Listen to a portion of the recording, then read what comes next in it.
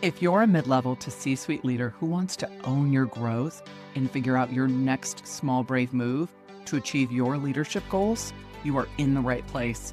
Welcome to the Small Brave Moves podcast, a weekly deep dive on how to be braver in leadership and in life for exceptional results. I'm your host, Nicole Bianchi, best-selling author, certified master executive coach, NSA certified speaking professional, chief bravery officer, and tough talk expert. If you're ready to become a better, braver, and more authentic leader, let's dive in. Everybody's been talking about quiet quitting like it's a workforce problem at the bottom of an org chart, the entry-level worker doing the minimum, and the story doesn't scare you, but here's the one that should. Your head of something important is quietly quitting, and you don't see it because they're still delivering, still hitting the numbers, they're still the first one on the call, the last one off, still the person you count on when everything is on fire. Your director, your vice president, the one you count on, they're not going to hand you a resignation. They're going to keep showing up. They're going to keep performing. And somewhere between that performance and that paycheck, they've quietly moved outside of their body. They've outsourced their calendar, their opinions, their rest, their wants to the operation. And the operation is thrilled about this because the operation runs on people who have stopped asking for what they actually need. So I coached someone last year, a chief operating officer at a company you would recognize if I named it. They had built their entire career being the person the CEO called at 10 p.m. when everything was on fire. Brilliant, never missed, never wavered, never once said no. Well, in our third session, they said something I've never forgotten. Nicole, I don't know what I like anymore. I don't know what music I like. I don't know what I want for dinner. My spouse asked me last week where I wanted to go on vacation, and I couldn't answer.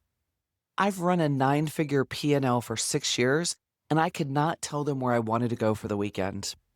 Now, they were not burned out. Burned out is when you can't keep going. They were still going, but the self was the thing that they had left, and that job was still perfectly intact. And that is what quiet quitting actually looks like at the top. And most leaders, they just never see it coming because the performance never slips until it does, all at once. Here are 3 signs your best person is quietly quitting themselves. Run this against your top people right now as I say them. Sign 1. They've stopped having opinions in low-stakes conversations. They'll fight for the client, they'll fight for the team, but ask them where they want to have lunch and they'll say, wherever, I don't care. That's not politeness. That's a person who stopped registering their own preferences for so long that the muscle no longer works. Sign 2. They only rest when they get sick. And rest is not a strategy for them. It's a consequence of collapse. And they're proud of that. They wear it like a badge, and that is a tell. Sign 3, they can't remember the last time they wanted something for themselves that wasn't attached to the role. Not as a parent, a partner, a boss, a friend, just a want, a pure want. And when you ask them, they'll say, I haven't thought about that in a long time. They have. They've just stopped letting themselves think about it because the answer costs too much. Now, here's what the data tells us. I surveyed thousands of leaders and executives this year, and the single most common habit they named that was getting in the way wasn't their workload, it wasn't their boss, it wasn't the economy. It was one word: overcompensating. Bending yourself around other people's needs and reactions until there's almost nothing left of your own shape. 51% named it, and that's not a personality flaw at scale.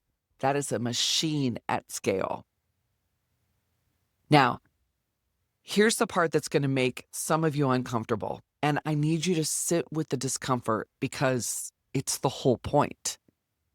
They did not do this to themselves. We did this to them. And when I say that, I mean the systems I used to run. So I was a chief human resources officer for years. I sat in rooms where These systems got designed, so let me name the machine. The compensation machine. We paid them more when they said yes to more. Nowhere in the comp package was there a line item for judgment and sustainability or for refusal. We paid for output and they gave us output. And when they started to fray, well, we paid them more because more money is what we thought the loyalty needed. The performance review machine. Every year we ask them to demonstrate impact measured in hours, in outputs, the ability to stretch. And nowhere on the form was there a question about whether they were still a person. We asked, are they still delivering? Different question, wildly different answer. Now let's look at the promotion machine. We promoted the ones who didn't push back, who absorbed, who never made us uncomfortable. And then we wondered why our senior benches were full of leaders who had lost the ability to say no. We built that bench, we selected for it, and then we celebrated it. So when your best person is quietly quitting themselves, don't ask what's wrong with them. Ask what's wrong with the machinery that trained them. And then, if you have a title, a seat, any power at all, go dismantle the piece of the machine you are personally responsible for. Because here's the distinction that matters. Conquering yourself, doing that deep inner work, reclaiming your own identity, that's their job. Dismantling the machine is ours. And they're two different jobs. And I've been sitting on that one for a long time. So consider this me finally saying it out loud. So here's your small brave move this week. 2 versions. Pick the one that applies best for you. If this episode was about you, 10 minutes, 1 page alone, no phone, write this at the top. What do I actually want right now that has nothing to do with anyone else? Not what would help your family, not what would move your career. What do you want just for you? Write for 10 minutes without lifting the pen. What comes out will surprise you. Don't throw that page away. It's just the beginning. Now, if this episode was about someone you lead, this week, look at your comp structure, your performance review form, your promotional criteria. Find one line, just one, that punishes rest, that might punish refusal, or rewards for overfunctioning. And name it out loud to the other person on your leadership team. You don't have to fix it just yet. Just name it, because that's where the machine starts to move. If this episode hits a nerve, good. I want you to share it with another CHRO, Chief Human Resources Officer, or CEO, or a board member in your world. Not to be inflammatory, to be honest. Because someone in your organization just got named in this episode, and they need someone to start the conversation. And if you're ready to bring this into your organization, this work, this is exactly the conversation I'm having with leadership teams and audiences right now. If you've got an upcoming conference, summit, SKO, or leadership offsite, and you want your leaders to do the deep inner work instead of just performing it, let's talk. My contact info is in the show notes. Until next week, name the machine. Thank you for joining me for this episode of the Small Brave Moves podcast. If you're wanting to take this work even deeper, I'm here to help. From engaging in inspirational keynote speeches to transformational coaching and workshops for leaders and teams, page-turning books, online courses, and enlightening leadership development retreats. There are so many ways that we can work together to take your leadership to the next level.